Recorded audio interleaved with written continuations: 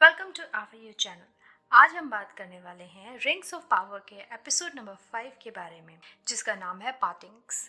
Last episode में हार्टफुड्स को नहीं दिखाया गया था, इसलिए ये एपिसोड वहीं से स्टार्ट होता है।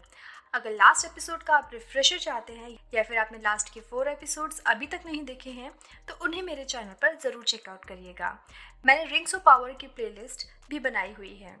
तो चलिए एपिसोड स्टार्ट करते हैं हार्टफुड से, जहाँ हार्टवुड अपने कारवां में जा रहे होते हैं और न्यूरी स्ट्रेंजर को अपनी लैंग्वेज के कुछ वर्ड्स और उनके कॉन्सेप्ट समझा रही होती है जो हार्टवुड कल्चर से रिलेटेड है।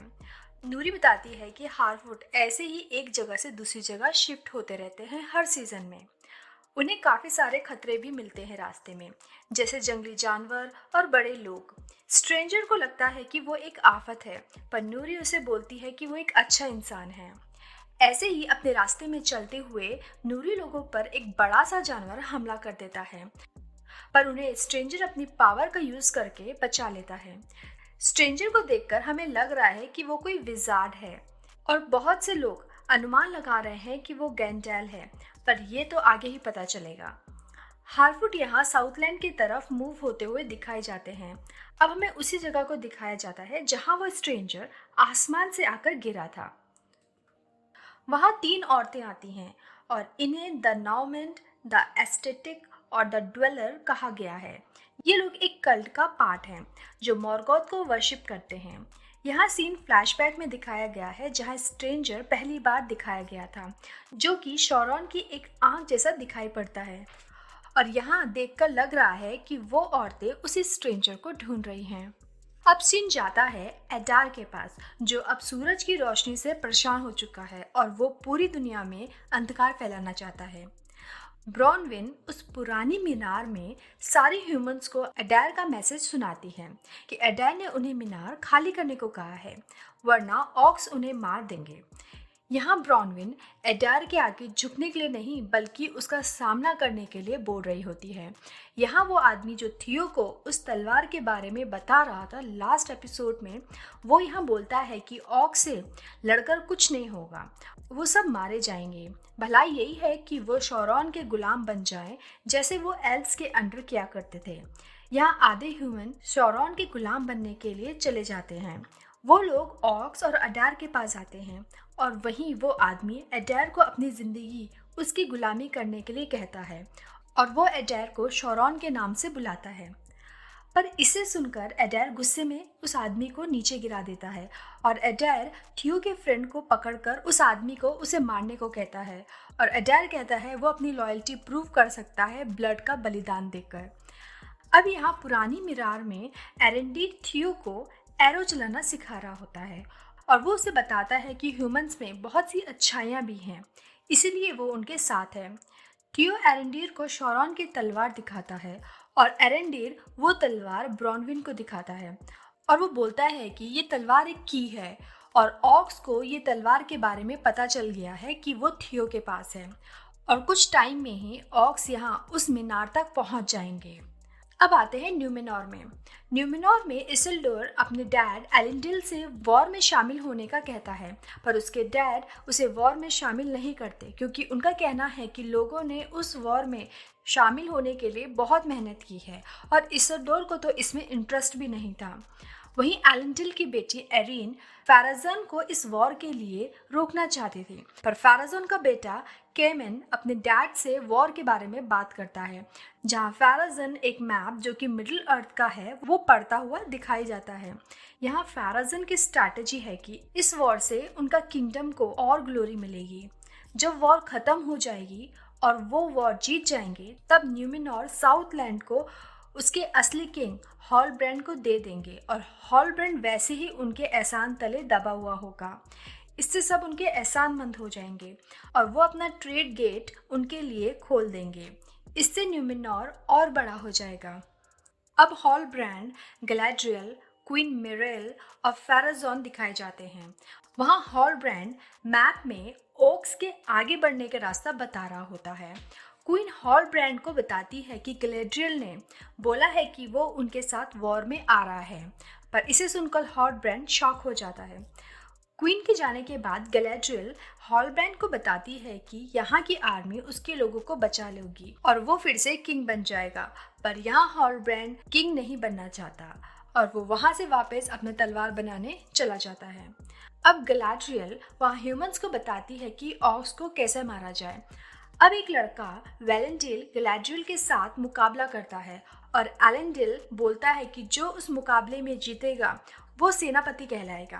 ग्लैड्रियल बार बार वैलेंटाइन को हरा देती है और ग्लैड्रियल उन्हें काफी सिखाती भी है तलवारबाजी करना। ग्लैड्रियल सब पर भारी पड़ती है पर वैलेंटाइन अच्छा लड़ा इसीलिए उसे सेनापति बना दिया जाता है। अब यहाँ इसिल्डुर रात को अपने फ्रेंड वैलेंटाइन से मिलने जाता है और वो चाहता है कि वैलेंटाइन उसे उसके ग्रुप में शामिल कर दे एज वो अब सेनापति है। पर वैलेंटाइन यहाँ कोई खतरा नहीं लेना चाहता। इसिल्डुर चुपके से एक शिप में जाकर बैठ जाता है। यहाँ केमिन उस शिप में आकर तेल के बैरल्स को खोल देता है और वो चाहता है कि ह्यूमंस एल्व्स की हेल्प ना करें। केमिन इसिल्डुर को देख लेता है और इसिल्डुर भी केमिन के इरादों को समझ लेता है और दोनों में लड़ाई स्टार्ट हो जाती है। इसी लड़ाई में शिप में आग लग जाती है। इसिल्डुर केमिन की जान बचाता है और जब एलेंडिल को ये पता चलता है तो वो इसिल्डुर को सेना में शामिल कर देता है। पर सबको लगता है कि शिप में आग लुटेरों ने लगाई है। केमिन और इसिल्डुर अपने राज को राजी बनाए रखते हैं। अब गैलेड्रियल हॉलब्रांड को इस वॉर में शामिल होने के लिए कहती है। हॉलब्रांड बताता है कि उसने अपनी जान किस तरह बचाई है। उसने ऑक्स के सामने हार मान ली थी और वो वहाँ से बचकर भाग के आया था। यहाँ गैलेड्रियल हॉलब्रांड को समझाती है कि वो यहाँ लोहार का काम करने नहीं आया है और वो इसके लिए नहीं बना है। वो एक किंग है और उसे अपने लोगों के लिए लड़ना होगा। नेक्स्ट डे सब लोग वॉर के लिए निकल पड़ते हैं जहाँ हॉलब्रांड भी उनका साथ देता है। यहाँ 3 शिप वॉर के लिए रवाना हो जाते हैं। यहाँ लिंडन में प्रिंस ड्यूरिन डिनर कर रहे होते हैं एल्फ के किंग गिलगैद के साथ। किंग ड्यूरिन से पूछते हैं कि क्या उन्हें खुदाई में कुछ मिला है, पर ड्यूरिन कुछ नहीं बताता। ड्यूरिन को डिनर टेबल अच्छा लगता है और वो किंग को बोलता है कि वो टेबल उनकी पवित्र धातु से बना हुआ है। इसे सुनकर किंग ड्यूरिन को वो टेबल लेकर जाने को कहते हैं। ड्यूरिन ने ये सब झूठ बोला था क्योंकि उसे बस वो टेबल अच्छी लगी थी और वो टेबल वो अपनी वाइफ को गिफ्ट देना चाहता था। अब किंग एल्रॉन से पूछता है कि क्या वो कुछ छुपा रहा है। एल्रॉन बोलता है कि किंग ने उसे जानबूझ के ड्रॉप्स के पास भेजा था और अब किंग उसे एक वॉर की स्टोरी सुनाता है।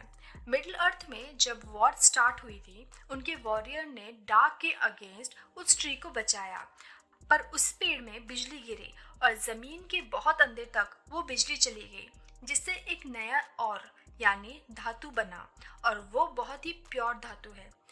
किंग एल्रॉन को लिंडन ट्री के पास लेके जाते हैं जो अब सड़ने लगा है और उसके पत्ते गिरने और सड़ने लगे हैं। अगर वो ट्री मर जाएगा तो पूरी एल्फ्स की जाति भी खत्म हो जाएगी और वो धातु उनकी आखिरी उम्मीद है। पर एल्रॉन किंग को अपने कसम के बारे में बताता है जो उसने ड्यूरिन को दी थी और ड्यूरिन का राज यहाँ पर वो नहीं बताता। अब एल्रॉन से कैलिब्रम्बोर भी सॉरी बोलने आते हैं एज वो उसे सब बताना चाहते थे पर उन्होंने नहीं बताया। एल्रॉन मिथिल ओर के बारे में कैलिब्रम्बोर से पूछता है जहाँ कैलिब्रम्बोर बताते हैं कि उन्होंने उस धातु को परखा है और उसकी रोशनी ही उन्हें अब बचा सकती है क्योंकि उसकी रोशनी कभी ख़त्म नहीं होती और वो एल्रॉन को ड्यूरिन से बात करने के लिए बोलते हैं। नेक्स्ट डे एल्रॉन ड्यूरिन से सॉरी बोलने जाता है क्योंकि उसके किंग ने उसे किसी मकसद से भेजा था उसके राज्य में, पर एल्रॉन को उसके बारे में नहीं पता था। वो ड्यूरिन को बोलता है कि मिथिल धातु के बिना एल्व्स की प्रजाति लुप्त हो जाएगी। ड्यूरिन इस बात को सुनकर काफ़ी शॉक लगता है, पर ड्यूरिन यहाँ पे खुश भी होता है क्योंकि उसको लगता है कि एल्व्स की प्रजाति अब उसके हाथों में है। ड्यूरिन एल्रॉन को बोलता है कि उसे ये बातें अपने डैड को समझानी होगी और उसे अपने डैड से भी बात करनी होगी। अब यही ड्यूरिन और एल्रॉन खजार ड्रम की तरफ निकल पड़ते हैं। एल्व्स की प्रजाति अब कैसे बचेगी ये हम देखेंगे नेक्स्ट एपिसोड में। अपने व्यूज़ कमेंट बॉक्स में ज़रूर शेयर कीजिएगा और आगे के एपिसोड्स मिस ना हो तो इसलिए मेरे चैनल को सब्सक्राइब ज़रूर करें। अब मैं मिलती हूँ नेक्स्ट एपिसोड के साथ, तब तक आप आर फॉर यू चैनल के बाकी के वीडियोज़ को एंजॉय करें। Thanks for watching, see you next time.